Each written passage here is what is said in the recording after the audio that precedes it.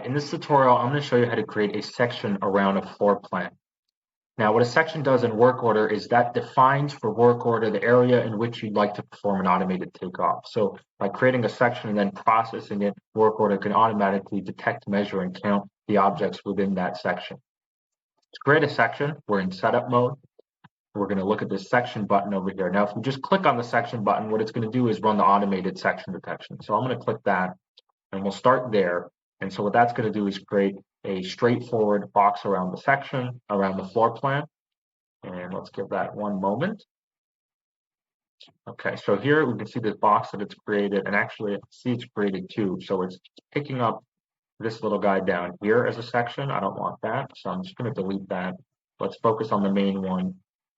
So we've got this section that just got created. Now, first of all, we can tighten that up.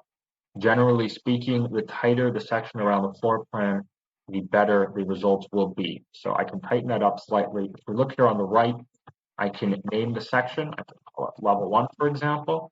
Now, typically, and if you create this as a manual section, which I'll show you in a second, it's going to automatically name the page for you, but we can adjust that naming. We're also picking up the scale automatically by reading it down here from where it says scale. But again, if you want to adjust that, you can click edit and you can change that to any scale you want or a custom scale. Now, there's a separate tutorial where I'm covering how to utilize the custom scale function.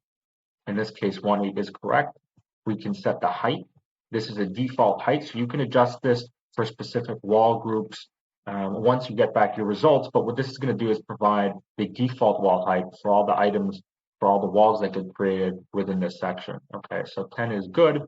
If you want to put repeats in the report, so let's say this is not just level 1, but level 2 and 3, we can say repeat 3 times. And so you would add that there. Detecting hatching areas, this is a new feature that is really for detecting hatching or patterns on pages like reflected ceiling plan or floor finish plan. Again, I'll cover this in another video. So this section has automatically been created. This is pretty good to go. Now I could just hit process and that'll run that detection. But I want to show some of the other options here in terms of creating sections. So let me delete that. And so when you click this, you get the automated section detection. If I hit the drop down, we've got a couple more options. I can manual select, and what this will allow me to do is to create that box manually. So I've just created the box manually, and you can see here on the right that it's automatically named it.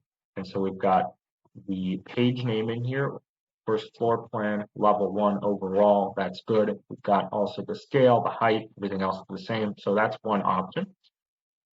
Okay, so let's delete that.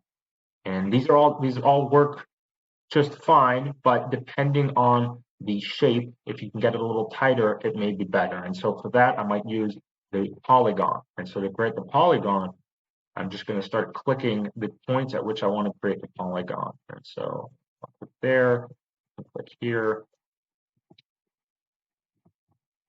And so this allows me to get a little tighter if there's a unique shaped floor plan. So I just click through and then I'll click in this little box over here to finish it.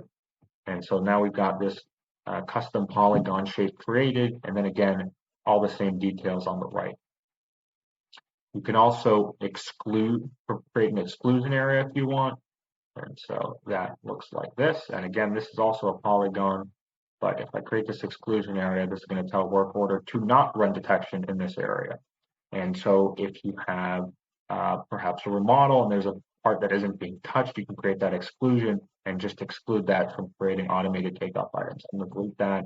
And so really we're good to go. I'm going to go ahead and hit process. This is going to run that detection on this section area that I've created. Now you can create one or many of these on a single page or throughout the document.